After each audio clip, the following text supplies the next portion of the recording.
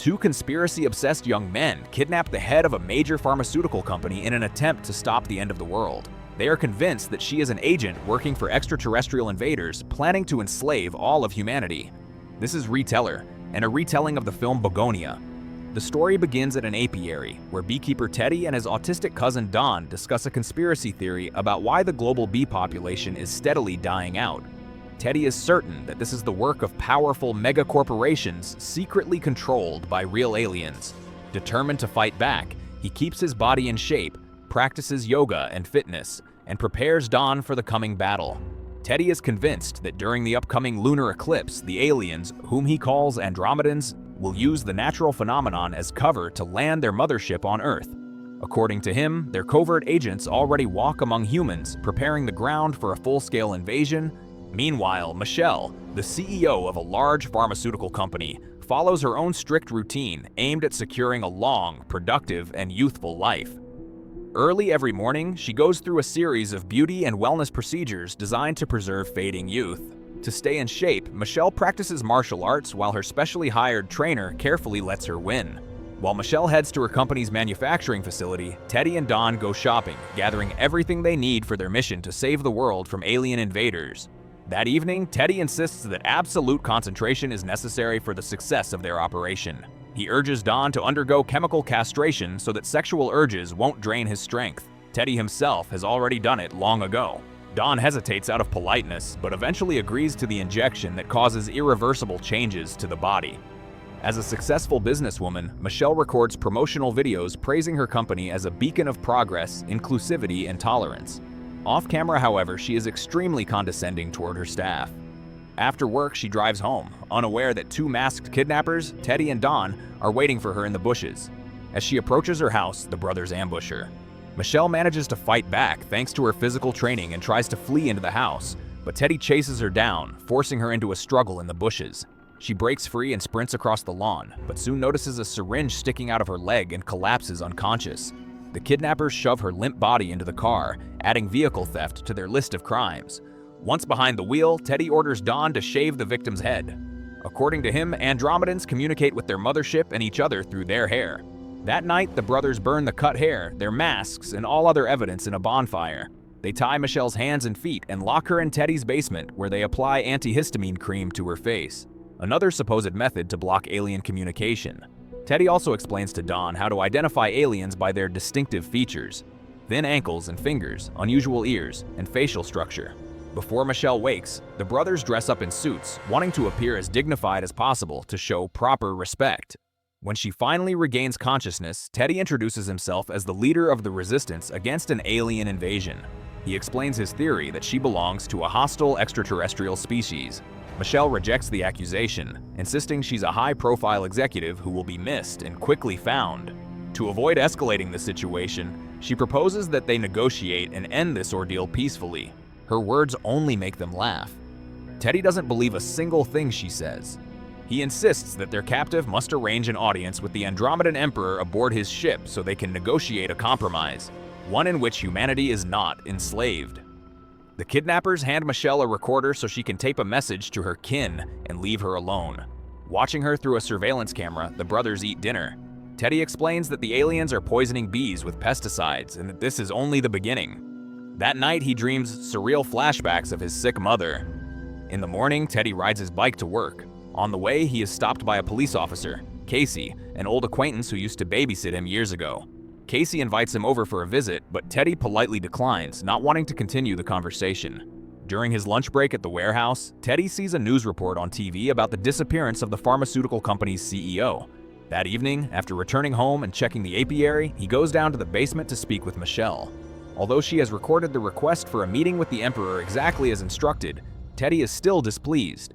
He complains that she didn't even speak in her native alien language. Michelle continues to insist she is not an extraterrestrial, which only angers Teddy further.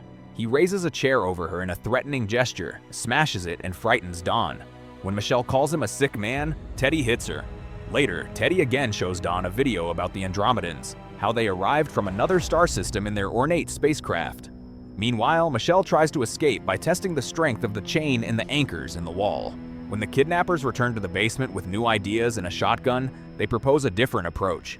They attach electrodes to Michelle, hoping electric shocks will make her more cooperative. To avoid hearing her incoherent screams, they turn the music up. Teddy gradually increases the voltage, carefully monitoring the vital signs of their alien test subject. When her screams become louder than the music, Don tries to stop his brother, but Teddy won't let him interfere. Only when the power outage trips the breaker does Don unplug the wires, shutting down the makeshift electric chair. A stunned Teddy realizes that ordinary aliens never survive such voltage. He apologizes to Michelle, not because he believes she's human, but because he is convinced she must be a high-ranking member of the alien imperial family. Such endurance, he says, can only belong to royalty. Wiping blood from her face with a cloth, he invites the crowned extraterrestrial to dinner. That night, Teddy remembers how he first saw Michelle. Back then, his sick mother had been enrolled in an experimental treatment program testing a new drug developed by Michelle's company.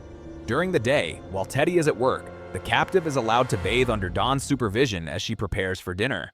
They seat her in a specially fastened chair and strap her leg to one of its legs so she cannot escape before dessert.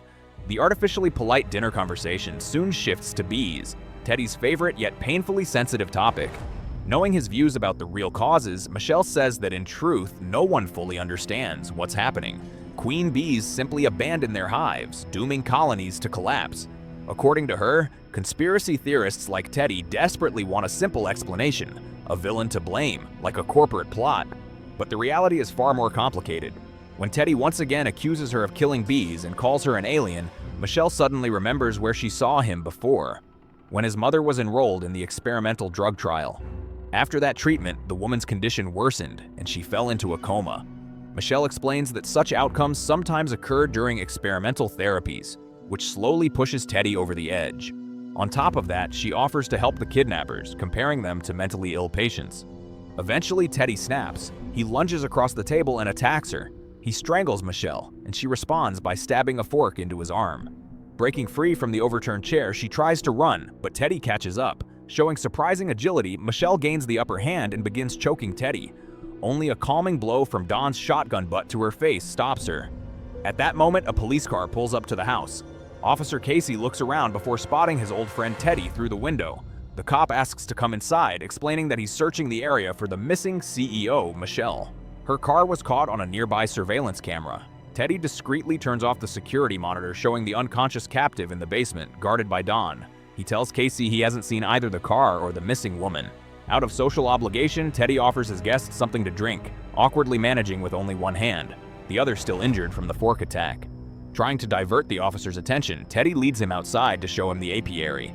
In the basement, Michelle wakes up. Hearing someone upstairs, she notices that Dawn is anxious.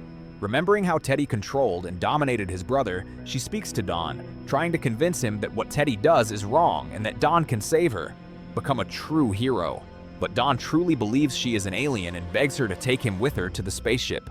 Wanting to earn his trust, Michelle promises to show Dawn the spacecraft. Dawn then apologizes for everything he has done and immediately splatters his brains across the room. Teddy and Casey hear the gunshot from outside, forcing Teddy to kill the officer with a shovel before he can raise any alarms. Returning to the basement, Teddy finds his captive soaked in his brother's blood. Grabbing his shotgun, he accuses Michelle of manipulating Dawn. She swears she had nothing to do with it, but realizes she must change tactics immediately. She plays along with his delusion, claiming that Teddy's mother was subjected to an experiment that rearranged her internal organs, and that she was artificially placed into a coma with medication. To save her, Michelle says, Teddy needs to inject an antidote stored in a yellow antifreeze bottle in her car trunk. She even suggests he go check it himself. Teddy doesn't believe her, but Michelle insists she has no reason to lie. She's literally chained to a wall. Just in case, Teddy smashes her kneecap with a precise blow from the shotgun stock to limit her mobility. Sneaking into the hospital room, he injects a blue liquid into his mother's IV bag and anxiously waits for her to open her eyes. But the outcome is inevitable. Intravenous antifreeze kills her within minutes. She dies without ever waking up. Sobbing, Teddy climbs out the hospital window and rushes home, determined to avenge himself on the woman who tricked him. Meanwhile, Michelle painfully stretches toward the floor drain pipes, managing to reach the keys in Dawn's pocket with her one functional leg. Unlocking the chain, she realizes she can't climb the stairs with a shattered kneecap. Her attention shifts to a door disguised as part of the wall. Inside is a storage room filled with human remains. The victims Teddy dissected, convinced they were aliens. Michelle finds detailed logs of his crimes and countless photo records. When Teddy bursts into the basement with his shotgun, devastated and crying, she greets him with regal composure. Playing on his grief and shattered psyche, Michelle learns that he has killed 2 people. Then she tells him why the aliens looked so human. Long ago, the Andromedans came to Earth, which at the time was inhabited by dinosaurs. Their arrival disrupted the ecosystem, leading to the extinction of the dinosaurs. To atone, the Starfarers created the first humans in their own image. Humans worshipped the Andromedans as Atlanteans, yet despite this, their flawed nature prevailed. Time after time, humanity tried to destroy itself. Through wars, pollution, devastation. In the last great catastrophe, only a small handful survived by building an ark before the global flood. Throughout all human history, the Andromedans attempted to improve mankind, to purge the evil from their nature. Their experiments were meant not for enslavement, but for redemption. The Emperor's new method would eliminate war and cruelty forever, and it was scheduled to be activated on the night of the lunar eclipse. This revelation shatters Teddy's worldview, and he breaks down completely. The night of the eclipse arrives. Wearing a wig and limping, Michelle drives with Teddy to the company's factory gates. Despite Don's corpse lying across the back seat, she parks as usual. Together, they make their way to the office, from which the teleportation to the mothership takes place. While Teddy barricades the door, Michelle retrieves a calculator, the teleport control device. As she enters the secret code and waits for a response, she discovers that Teddy is wearing a homemade explosive device under his jacket. The threat of the explosion forces her to play along and pretend she's arranging his long-awaited meeting with the Emperor. Michelle orders the would-be kamikaze to step into a storage cabinet, claiming it is a disguised teleportation booth. When he closes the door, she gives a countdown.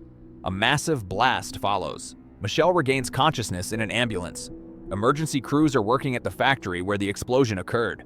She suddenly breaks away from the paramedics and flees back toward the building on foot. Sneaking inside and avoiding police patrols, she heads to her office. She retrieves the calculator and locks herself inside the twisted cabinet, now splattered with Teddy's remains. A moment later, she emerges from viscous fluid aboard the Andromedan spacecraft. The teleport worked. Only now is the truth revealed. Michelle is indeed a member of the Imperial family. She reports everything that happened, including the loss of her communication hair. The Council, after reviewing her report, concludes that the experiment with humanity has failed. When the Andromedans leave the Council chamber, Michelle approaches a flat holographic replica of Earth, covered by a shimmering atmospheric bubble. With a sorrowful expression, she pierces the membrane. Instantly, all humans across the planet collapse and die.